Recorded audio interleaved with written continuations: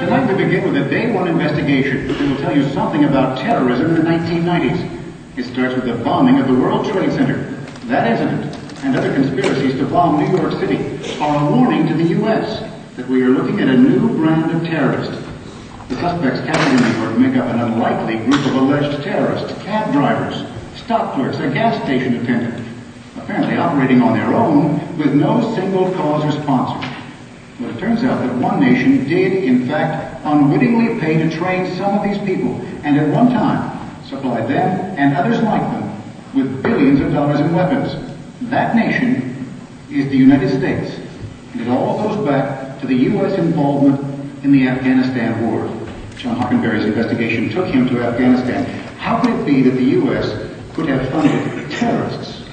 The United States was involved in the war in Afghanistan for a very simple reason. The Soviets invaded Afghanistan. It was the last act of the Cold War. And we called the fighters, the Mujahideen in Afghanistan, freedom fighters. They were on our side. The trouble is, thousands of them from all over the world were Islamic fundamentalists.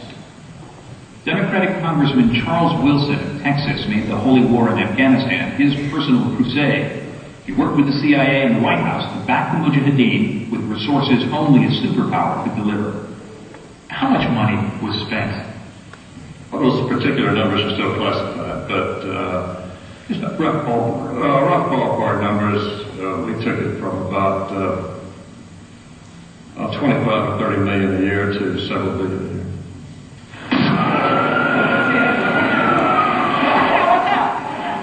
The bombing of the World Trade Center in February of this year, the CIA's covert war comes home. The man who received more U.S. assistance than any other fundamentalist leader was also the most anti-American. Gulbuddin Hekmatyar, the CIA's billion-dollar freedom fighter, is now the prime minister, and he's grateful for the help of foreign governments, including the U.S.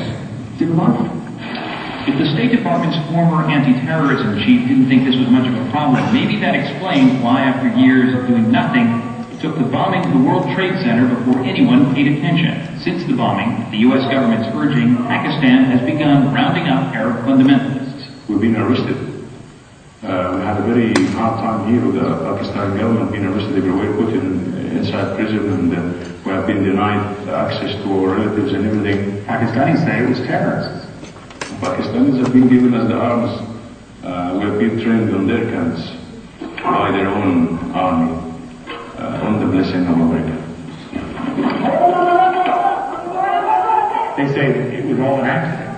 How many CIA officers have been sacked for this? It was all an accident. How many CIA officers have been sacked for this?